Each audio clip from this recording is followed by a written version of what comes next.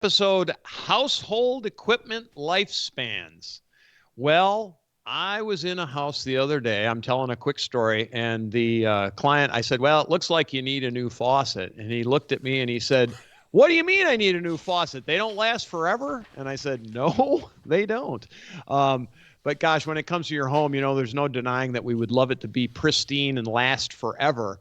But reality oftentimes is a very different thing than what our expectations are.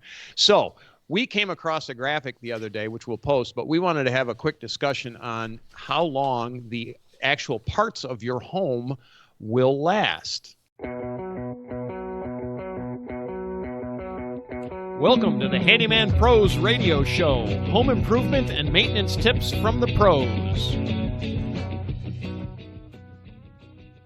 Thanks for listening to another edition of the Handyman Pros Radio Show, where our goal is to help save you time, money, and aggravation on your home maintenance and repair. This edition's entitled Household Equipment Lifespans. I have to make sure I read that so I understand what we're actually talking about. To help me explain, I'm here with my ever non-forgetful friend, Mr. John. Johnny, what has been going on this week?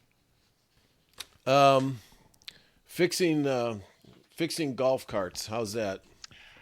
That's different for a handyman.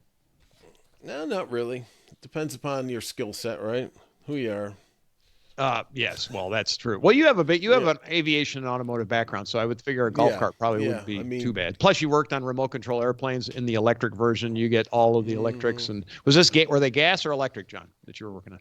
This was electric, and it actually was a part on the accelerated pedal called an M core, but to the rest of us, it's just nothing but a big potentiometer. Yeah, like a speed control, right? Yep. And but anyways, we talk about that at a different time. That's a whole different show, Johnny.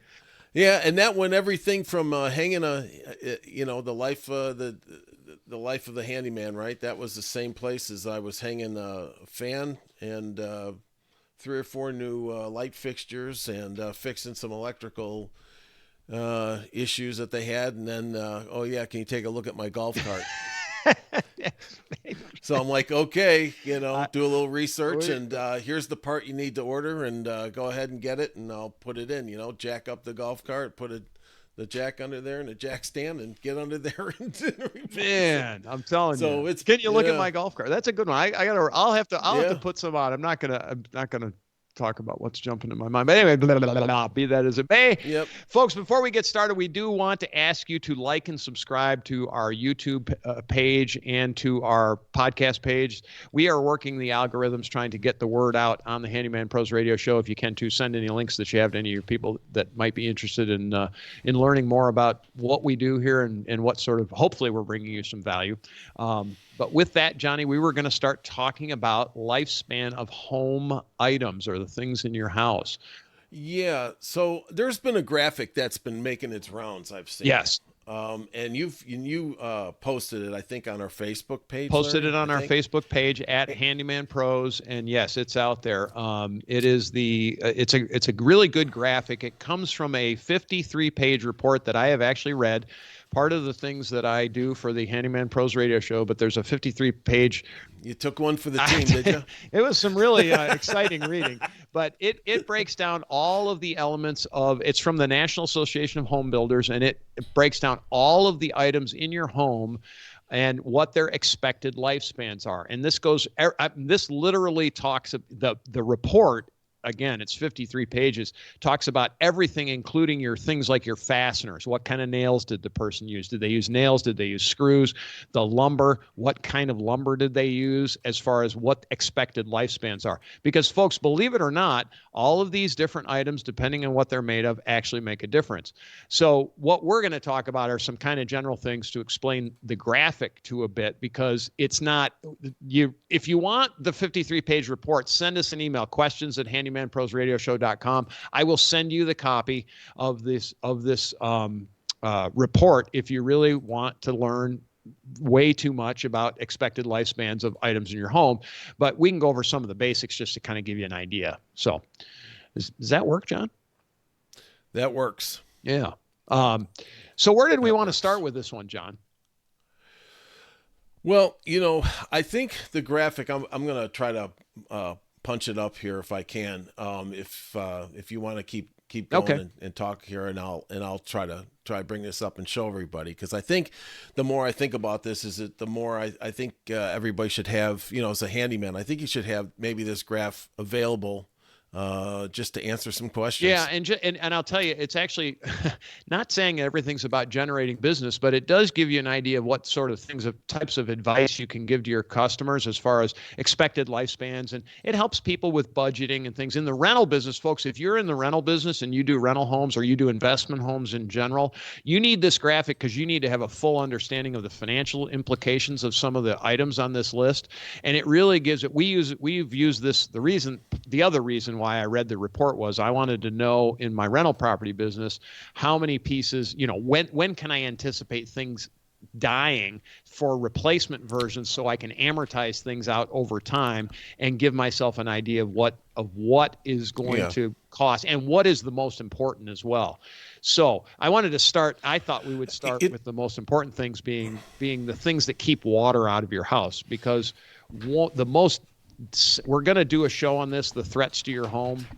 I don't know when, but we're doing this show, John. I didn't tell you this, but we're going to do a thing on threats to your home. Number one threat to your home is water. Period. End of conversation. It's water. And so what things keep water out? Your first line of defense for water meaning rain, unless you live on a river or a lake, rain is going to be your number one threat. Number one thing there is your roof. So basically on an asphalt shingle roof, we can get how much it's there. And Johnny's got the graphic up on the screen right now. Yeah, if you guys can see it. Once again, this is a good little graphic. I'll preface this by saying I think this is a good reality check. Is it a hard and fast rule? No, No, nothing's but hard and fast. I think it's something that, if I was to, like you were just talking about, if somebody's asking me, hey, you need a new faucet, or this, I can say, hey, I've got something you might want to take a look at here Yes. that I can leave with you. I can send this to you or whatever. And actually, this might help you, with some future business as Yeah. well. Yeah. But, or as you homeowners, just to know where you might be in the life cycle of these things. Yes, of your various different things in So, your home. Yeah. a couple of things that we're going to go through here. And Larry's talking about keeping the water out and, like your roof. Now, it depends upon what kind of roofing that you have. Some of it can last, 20 or 30 years or even longer, even on asphalt. Depends upon, what Depends on the what initial quality, material. what quality that your shingles Right. are. Okay. Exactly. Then there's other roofs out there, the metal roofs, the barrel tile roofs, roofs, all those kind of things. slate roofs, all kinds of different things. So, and they all have different lifespans. For example, believe it or not, according to the National Association of Home Builders, if you have a slate roof, you have a 500-year roof. Be that as it may, you're going to spend 5,000 times as much money for it. But if you really want to go long term, go slate. Anyway, we're not going to get into all of the initial details. But some of the things, we just want to mention, and I talk about water. The next thing would be your siding and your windows, right? So the exterior of the home, and what are the anticipated lifespans of the exterior of your home? Start with the very outside coating, which is paint, right? And today, what we're looking at is 5 to 7 years on needing new paint. And that is not from me. That is from Sherwin-Williams and other places as well. They'll tell you on an exterior paint, under current formulations, you're going to get about 5 to 7 years in an average home. Again, there's lots of variables. Depends. I think if you live in a like a Phoenix, Arizona, it might be a little more because it's really hot and sunny, and it's the UV that breaks down the paint. Anyway, be that as it may, there's that. Then there's siding. So you have various different types of siding. Wood, cement, vinyl. There's aluminum, I guess. There's all kinds of different types of siding, but each of these things is noted out there, and I think in the graphic we've got some of those things listed in there. So cement board siding, besides needing paint, they're going to last. It's probably going to last 30, 40 years is what I believe is written in there. So. Yeah, they've got here exterior paint as up to 15 years, which that's kind of pushing it, but it all depends. It all depends. But I think what my takeaway here is that I can put this stuff into a general categorization of a time frame. Right. Okay, I know my roof's probably good for 20, 30 years. Okay, that's maybe the median, right? Okay, my paint might be good for 7 years. Um, they I like they have the toilet here as a lifetime, so I don't know what their lifetime is. But I do agree. I mean, what can go wrong with it other than you break it, and if you don't rebuild it, the Parts, guts of it, you're going to replace the guts probably. But the porcelain's not going to go anywhere. But for you folks out there with new styles and that's a different issue. Get rid of it. That's a different issue. Get rid of it. That's a totally different issue. We're not talking about style. We're talking about the actual length of things. There's other things. There's things in that graphic that aren't noted, and that is they do mention concrete, but they don't talk about concrete foundations.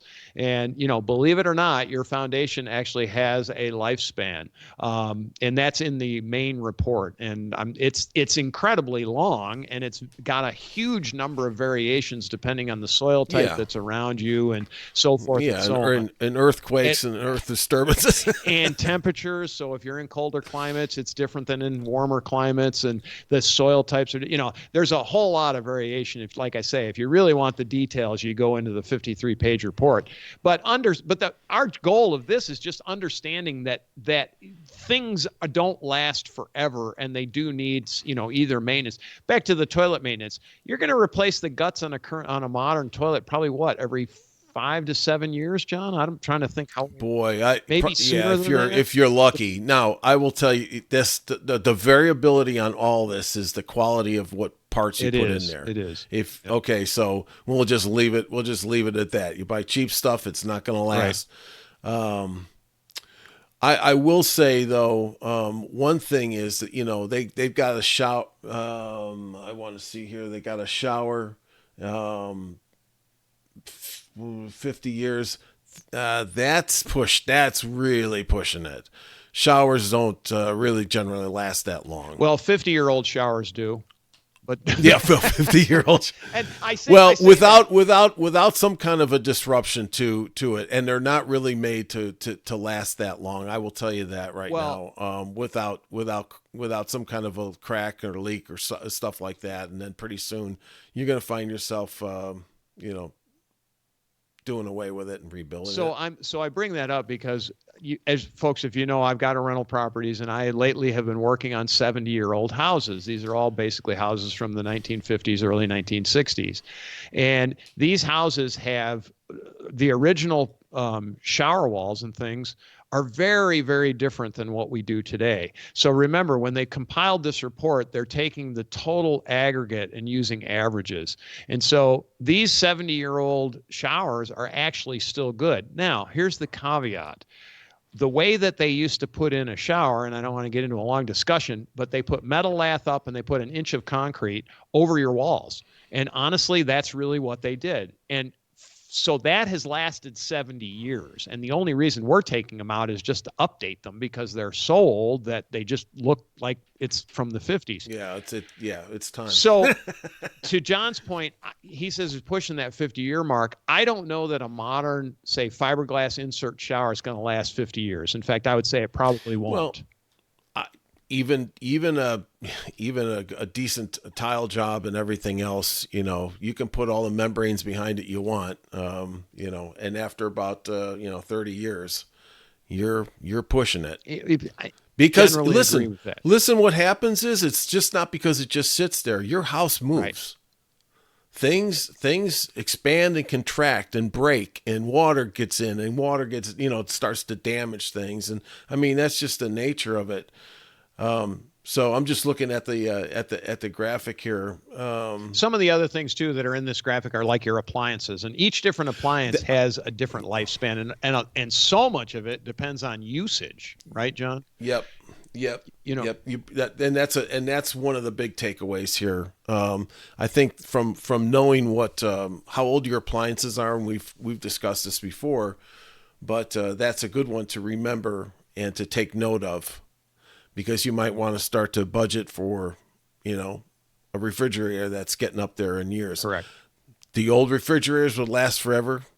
They didn't look good like they do now, but I guarantee you that they lasted it seems like forever, but the new ones don't. Okay, you've got all this, everything's got to have, Bluetooth and Wi-Fi and all this fancy electronic crap in it. That's just going to break down. And well, and the other side, and this, the technologies have changed. So the Yeah. manufacturing technologies have changed. The refrigerant technologies have changed. There's been a lot of changes in that particular area where, I grew up with one of the rounded top refrigerators out in the garage that was built. Gosh, I think it probably in the 40s or 30s. Yeah, well, I don't think it was that old, but it was 50s for sure. And by the 80s, that thing was 35 years old, and it was still going.